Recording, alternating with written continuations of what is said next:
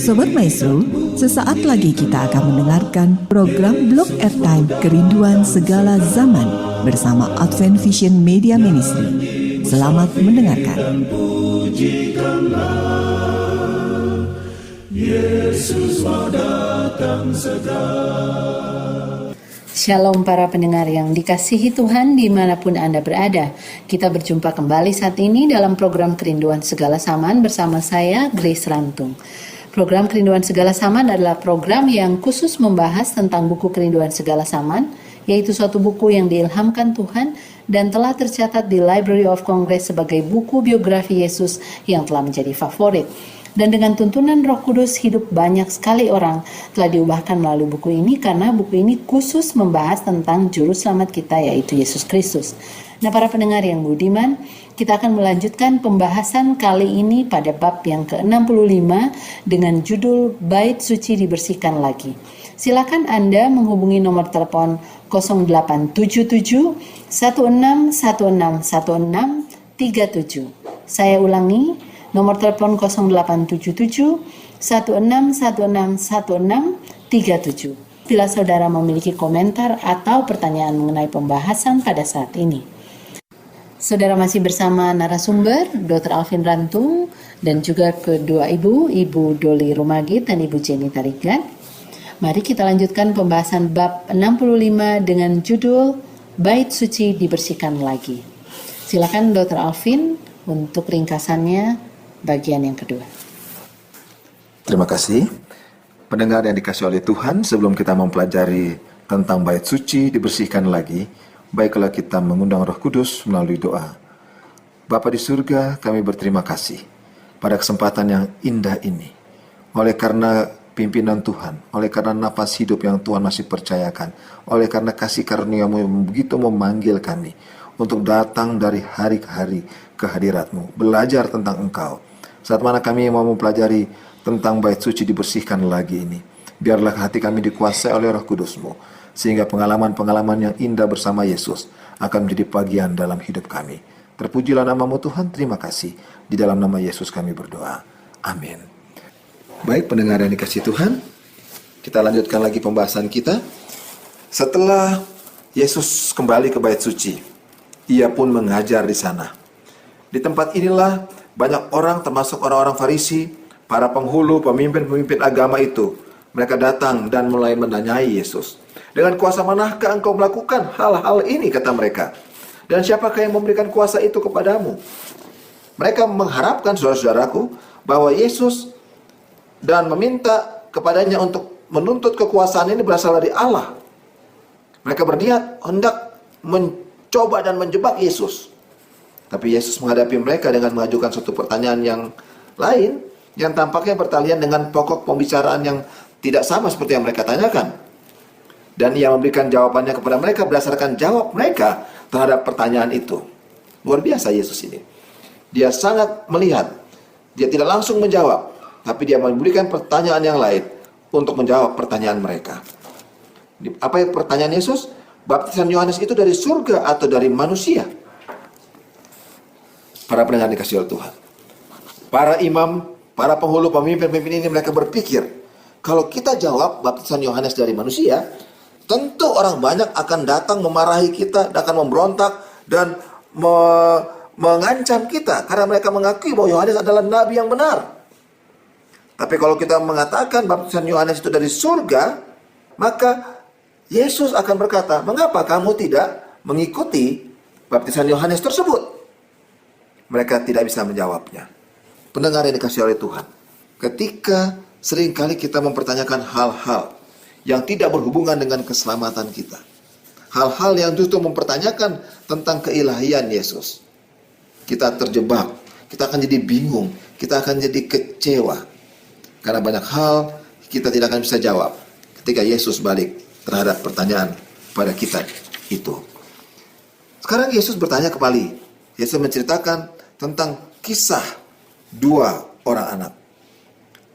Yesus menanyakan tentang pendapat ahli ini kepada orang-orang imam-imam dan orang-orang Farisi tersebut. Yesus berkata, seorang mempunyai dua orang anak laki-laki. Dia pergi kepada anak yang sulung dan berkata, "Anakku, pergi dan bekerjalah hari ini dalam kebun anggur." Lalu jawab anak itu, "Baik, Bapa." Tetapi ia tidak pergi. Lalu orang itu pergi kepada anak yang kedua dan berkata demikian juga. Dan anak itu menjawab, "Aku tidak mau." Tapi kemudian ia menyesal, lalu pergi juga. Lalu Yesus bertanya kepada para imam itu, "Siapakah di antara kedua orang itu yang melakukan kehendak bapaknya?" Pertanyaan yang tiba-tiba itu sangat mengagetkan para pendengarnya. Mereka yang telah mengikuti perumpamaan ini dengan seksama dan sekarang dengan serta-merta menjawab, "Yang kedua itu." Lalu sambil menatap mereka, Yesus menjawab dalam nada yang keras dan sungguh-sungguh, "Sesungguhnya aku berkata kepadamu, bahwa pemungut cukai dan perempuan-perempuan sundal akan mendahului kamu masuk ke dalam kerajaan Allah. Karena Yohanes sudah datang kepadamu untuk menunjukkan jalan kebenaran, dan kamu tidak percaya kepadanya. Tetapi pemungut cukai dan perempuan-perempuan sundal percaya kepadanya." Para pendengar yang dikasihi Tuhan, anak yang pertama itu sedang melambangkan para pemimpin bangsa Yahudi, para imam, para ahli Taurat, orang-orang Farisi, orang-orang Saduki, yang betul-betul sepertinya mereka menguasai firman Tuhan. Mereka mengajarkan di Ka'bah, mereka mengajarkan di depan orang banyak. Doa-doa mereka sangat panjang-panjang. Pakaian mereka begitu indah dalam memimpin upacara-upacara peribadatan. Tetapi hati mereka menolak penurutan yang sempurna kepada firman Tuhan. Berbeda dengan yang dianggap orang-orang terbuang ini. Apakah pemungut cukai, perempuan-perempuan sundal, orang-orang yang tadi dianggap jahat ini, ketika mereka disampaikan kabar Tuhan, mereka sepertinya tidak mau. Tapi ketika mereka bergumul, mereka berbalik, mereka bertobat, dan mereka datang melakukan apa yang Tuhan perintahkan. Para pendengar yang dikasihi oleh Tuhan, kita melihat orang bukan dari luar saja. Kita melihat orang dari hatinya yang boleh kita saksikan dari setiap buah perbuatannya. Kata-kata yang manis, pakaian-pakaian yang indah, sistem upacara yang kelihatannya megah, tidak akan membawa kita kepada keselamatan itu. Kebenaran tidak akan kita dapati kecuali hati kita terbuka kepada undangan Yesus Kristus. Kita yang berdosa, kita akan merasa diri kita tidak mampu, dan kita hanya berharap kepada kasih karunia Yesus Kristus. Akan menyanggupan kita untuk berbalik dari langkah kita yang jahat, berbalik, bertobat, dan mengikuti Yesus. Para pendengar yang dikasihi Tuhan, Yesus kemudian menyapa semua orang yang hadir.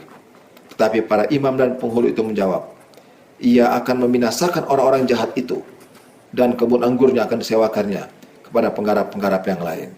Ia akan menyerahkan hasilnya kepadanya pada waktunya."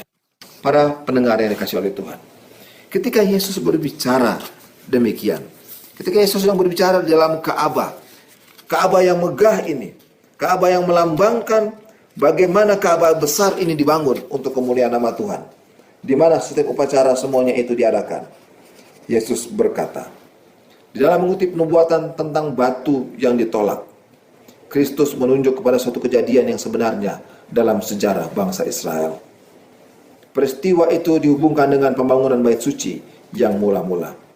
Meskipun peristiwa itu mempunyai penggunaan khusus pada masa kedatangan Kristus yang pertama kali itu, yang seharusnya mendapat perhatian utama dari pihak orang Yahudi yang sudah mengetahui nubuatan ini.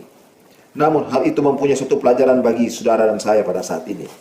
Ketika bait suci Salomo didirikan, batu-batu besar serta untuk temboknya serta dasarnya seluruhnya disediakan di tempat di mana tidak ada perkakas yang dapat digunakan untuk mengolahnya. Para pekerja harus menaruhnya di tempatnya. Untuk dasarnya, satu batu yang luar biasa ukurannya dan aneh bentuknya telah dibawa. Tapi para pekerja tidak dapat menemukan tempat untuk batu itu dan tidak mau menerimanya. Batu itu merupakan suatu gangguan bagi mereka, sebab terletak dalam keadaan yang tidak dapat digunakan di tempat di mana mereka bekerja. Lama sekali batu itu dibiarkan begitu saja sebagai batu yang ditolak. Tetapi ketika tukang-tukang hendak meletakkan batu penjuru. Lama benar mereka mencari sebuah batu yang cukup besar dan kuat dan tepat benar ukurannya untuk mengambil tempat tertentu dan menanggung berat yang luar biasa yang akan dibebankan di atasnya.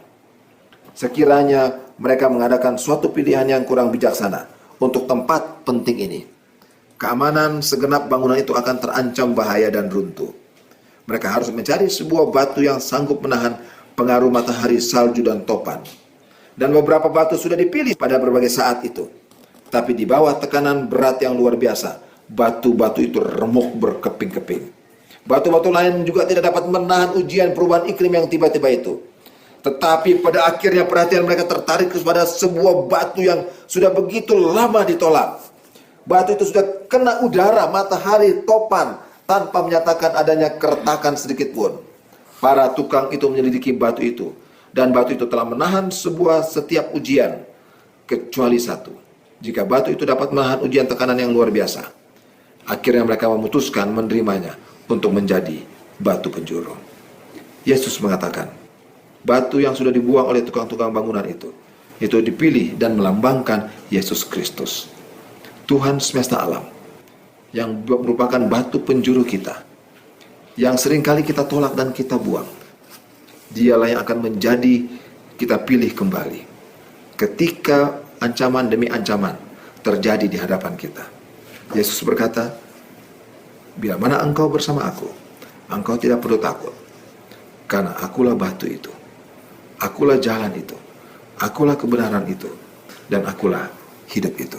Biarlah Tuhan memberkati kita semua yang selalu bersandar kepada batu penjuru Yesus Kristus, yang akan melindungi kita. Dan bila mana kita berada di dalam Kristus, kita akan berdiri kokoh dan tidak ada satu guncangan apapun yang boleh menghancurkan kita. Tuhan memberkati. Terima kasih Dr. Alvin. Para pendengar yang dikasihi Tuhan, kadangkala cara Yesus menyampaikan teguran mengagetkan kita. Akan tetapi Yesus mencintai setiap jiwa. Yesus mengenal kita dengan begitu baik, sehingga Dia akan memberikan amaran ketika kita memerlukan amaran, dan Dia akan memberikan belas kasihan ketika kita memerlukan belas kasihan. Kami berharap pendengar masih bersama dengan kami dalam pembahasan bab 65 buku Kerinduan Segala Zaman, dan jika ada komentar, pertanyaan, bahkan permohonan untuk kami doakan, segera layangkan SMS ke nomor 0877 16161637. Baiklah Dr. Alvin, Ibu Jenny, dan Ibu Doli, saya memberikan komentar pertama untuk bagian yang kedua. Di bab yang ke-65 ini memang cukup agak panjang ya, agak panjang dikit. Akan tetapi banyak hal yang perlu kita renungkan. Kembali ada dua sosok yang sangat menonjol. Ini cerita di halaman Ka'bah. Pada waktu keesokan harinya setelah Yesus membersihkan Ka'bah. Jadi ada dua sosok yang katanya peristiwa itu adalah peristiwa yang sangat penting. Karena ribuan, bahkan mungkin puluhan ribu orang yang datang di Yerusalem karena Paskah. Dan mereka banyak sekali menyaksikan. Kalau kita lihat besarnya Ka'bah pada waktu Herodes itu Ka'bah yang sangat besar. Jadi ada ribuan orang yang ada di sekitar Ka'bah. Kemudian ada Yesus, seorang yang sangat sederhana, mukanya mungkin berdebu karena perjalanan, dengan kelelahan, mungkin agak pucat karena Yesus kurang tidur, tetapi mukanya penuh dengan kerendahan hati, kesabaran, kasih. Sementara di pihak yang lain ada imam-imam yang sudah tua, kemudian dengan janggutnya yang panjang, pakaiannya yang sangat indah, ada yang memakai batu-batu permata, jadi berkilau-kilau. Topi mereka pun itu sangat indah, tetapi wajah mereka dipenuhi dengan kemarahan dan kesombongan. Jadi dua hal yang sangat kontras, yang secara penampilan, kalau nggak lihat wajahnya, penampilannya yang satu sangat tidak meyakinkan, sementara yang satu sangat meyakinkan. Tapi ketika melihat wajahnya, akan terlihat manakah yang akan dipilih orang membawa damai sejahtera. Bagi saya, apakah roman muka saya menunjukkan kepada siapa saya percaya? Mungkin itu yang saya dapat Dr. Alvin, silakan. Iya, kita lihat bahwa apa yang nampak dari sikap kita, kata-kata kita itu sebenarnya keluar dari dalam hati. Seringkali Yesus mengatakan banyak hal Anda adalah apa yang Anda pikirkan. Kata-kata kita itu melambangkan apa yang keluar dalam hati. Buku Yakub menyampaikan bahwa kita perlu berhati-hati dengan kata-kata, karena kita perlu pertimbangkan lebih dahulu. Dan kata-kata Yesus ini selalu kata-kata yang penuh kuasa. Kenapa Yesus perbedaan ajaran Yesus dan ajaran oleh imam-imam? Imam-imam berkata-kata tanpa mereka pikirkan dari dalam hati mereka. Mereka hanya sekedar baca firman Tuhan, mereka berkata-kata, tapi mereka tidak mau firman Tuhan ini mengubah hidup mereka. Tapi ketika Yesus berkata-kata, firman Tuhan dari Yesus sendiri. Kalau kita pelajari dari kecil sejak Yesus lahir, Yesus adalah penurut hukum yang paling baik. Orang-orang Yahudi mengajarkan bagaimana harus menjadi penurut hukum yang setia. Tapi mereka justru menjadi bukan penurut hukum. Mereka justru menjadi penolak-penolak hukum yang paling besar. Tapi menganjurkan orang lain untuk menurut hukum. Seringkali mereka sering melihat selumbar yang kecil di mata orang lain, tapi balok di mata mereka tidak lihat. Paling mudah enak menghakimi orang lain, bukan? Tapi ketika Yesus mengajarkan kehidupannya, dia menjadi seorang yang memberikan firman, tapi dia juga menjadi pelaku firman di dalam kehidupannya. Inilah yang membuat suaranya, hidupnya penuh dengan kuasa. Kenapa mungkin anak-anak kita di rumah menolak untuk percaya kepada Tuhan? Karena mereka melihat di dalam rumah. Saya contohnya, kehidupan saya sebagai apa-apanya atau sebagai suami dari istri saya. Mereka tidak melihat kata-kata saya hidupkan dalam hidup saya. Itu membuat sukarnya perjalanan kehidupan saya dalam satu rumah tangga. Bagaimana dengan Yesus? Yesus mengajarkan apa yang kita ketahui dan kita hidupkan. Karena melalui dua proses inilah Yesus akan menuntut pertanggungan jawab dari kita. Dia tidak melihat berapa banyak pengetahuan kebenaran yang kita sudah peroleh, tapi berapa banyak, berapa besar apa yang kita sudah buat berdasarkan apa yang kita sudah ketahui dari Dia. Itulah yang akan dituntut dari kita. Oke, terima kasih Dr. Alvin. Silakan Ibu Doli. Dalam chapter itu ada dua kelas, yang yes man dengan yang no. Di mana kita akan berada di situ? Yang kita yes tapi kita tidak melakukan, no tapi kita melakukan. Karena nanti akhirnya kita bilang, Tuhan, kita berdoa atas nama Tuhan, tapi mungkin kita yes man waktu itu. Jadi mungkin apakah kita termasuk di kelas mana? Itu yang harus kita renungkan dalam hidup kita. Apa kita yang menurut atau yang melawan kehendak Tuhan? Karena ada dua kelas yang Tuhan kasih perumpamaan waktu itu. Terima kasih. Menarik sekali sebenarnya yang tentang yes man dan yang lawan ya. No gitu, always say no. Kalau tadi kita runut balik ceritanya, karena ada satu kalimat yang menarik di dalam bab ini, kan akhirnya pada waktu orang-orang Farisi ini dan imam-imam ingin menjebak Yesus, mereka nanya kan tadi yang sudah disampaikan Dr. Alvin, dengan kuasa apa? Kemudian Yesus memberikan pertanyaan, balik bertanya, yang mereka nggak bisa jawab. Mereka bilang nggak tahu. Padahal sebenarnya mereka takut karena mau jawab A salah, jawab B salah. Ya salah, no salah. Akhirnya Tuhan bilang, ya saya juga kalau gitu tidak akan mau jawab. Jadi mereka mati kutu di situ ya. Dan itu tentu saja sangat mempermalukan. Kan mereka ini ditonton banyak orang. Sangat mempermalukan. Jadi orang-orang udah nggak respect lagi sama para pemimpin ini. Tetapi ada kalimat di sini bahwa Yesus tidak suka melihat orang-orang Farisi itu terpojok. Karena Yesus mencintai mereka. Yesus rindu menyelamatkan mereka sehingga akhirnya keluarlah tadi perumpamaan yang tadi dikatakan oleh yes man sama no, always say no. Karena Yesus sebenarnya kasih perumpamaan ini untuk mengingatkan mereka, hey, kalian ini yang pertama itu bilang yes, padahal tidak melakukan. Tapi karena nggak mempan, Yesus teruskan lagi dengan yang berikut, yaitu tentang dia percayakan kebun anggur pada hamba-hambanya, kemudian dia datang mau nagih. Yesus kasih itu amaran lanjutan, yaitu kalau kalian nggak bertobat akan jadi pembunuh. Karena kan Yesus sudah kasih tahu, akhirnya anaknya yang dia kirim akan dibunuh. Tapi hati yang sudah keras ya. Sampai akhirnya Yesus mau kasih kesimpulan, aku ini batu penjuru. Itu adalah cara di mana Yesus mau menjangkau. Hal yang sangat menyentuh hati saya, sangat mengharukan. Yesus itu betapa ya sudah mau ditolak, mau dibunuh, gelombang kasih yang dia mau kasih itu. Dia terus kasih bilang sampai itu orang benar-benar, ya. Yesus nggak pernah, ya saya suka ada satu kalimat, Yesus akan menggunakan segala cara untuk menjangkau hati seseorang. Silakan Ibu Jenny. Terima kasih Dr. Grace. Saya ada satu pertanyaan. Kadang-kadang di pimpinan-pimpinan gereja kita, kadang-kadang begitu manis, begitu ini, tapi di dalam hatinya penuh dengan kesalahan. Jadi gimana itu ya? Kelihatannya nggak kelihatan itu. Ya itu yang saya kadang-kadang di dalam pimpinan. Begitulah. Bagaimana kita menyikapi itu?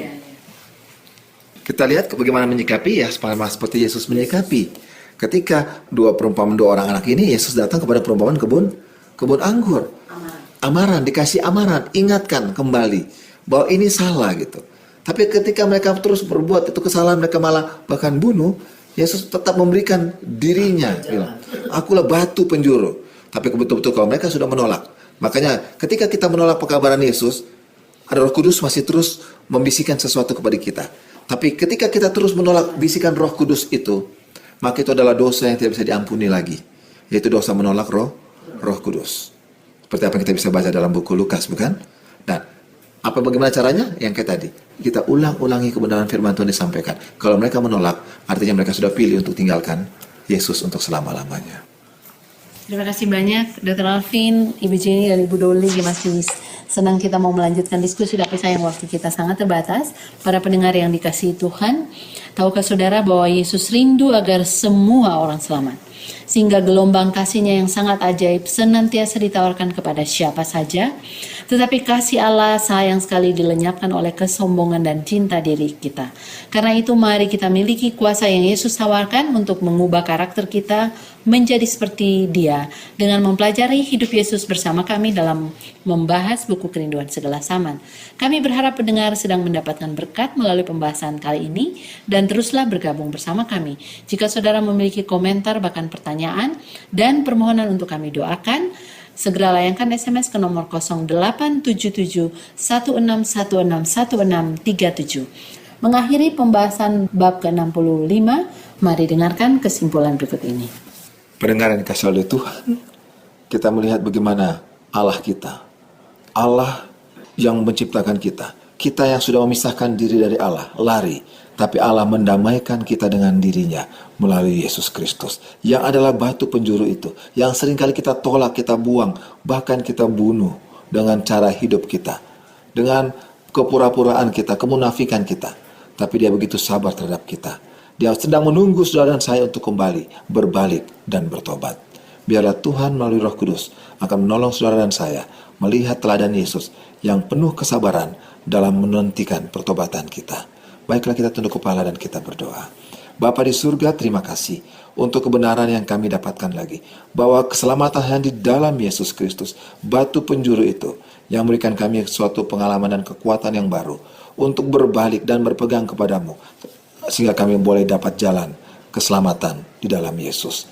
Kami berdoa untuk saudara-saudara kami yang sedang bergumul di dalam dosa mereka, pergumulan di dalam pergumulan tantangan-tantangan pencobaan yang sedang dihadapi. Tuhan, Engkau sebagai pemenang telah memenangkan mereka juga. Yang bergumul di dalam kehidupan rumah tangga mereka, di dalam pendidikan mereka, di dalam pergaulan mencari pasangan hidup mereka, pekerjaan mereka, mencari rumah tempat tinggal, dalam keadaan penderitaan sakit. Oh Tuhan, kami percaya Tuhan hadir dalam setiap semua pergumulan manusia, dan Engkau yang sudah melewatinya memberikan jalan keluar dan kemenangan. Terima kasih Tuhan, karena kami boleh menjadi pemenang bersama-sama dengan Yesus, sebagaimana janji-Mu adalah setia dan adil. Terpujilah nama-Mu Tuhan, dalam nama Yesus kami berdoa. Amin. Para pendengar yang dikasihi Tuhan, kami menunggu SMS Anda di nomor 0877 16161637. Kami berdoa semoga berkat limpah dari Yesus telah menjadi bagian para pendengar sekalian dan berharap untuk bertemu kembali pada pembahasan selanjutnya bab 66 dengan judul pertentangan. Kiranya Tuhan memberkati kita semua adalah doa dan harapan kami. Sampai jumpa. Sobat Maestro, Anda telah mendengarkan program Blog Airtime Kerinduan Segala Zaman dari Advent Vision Media Ministry. Terima kasih atas kebersamaan Anda. Tuhan memberkati. Yesus mau datang segera.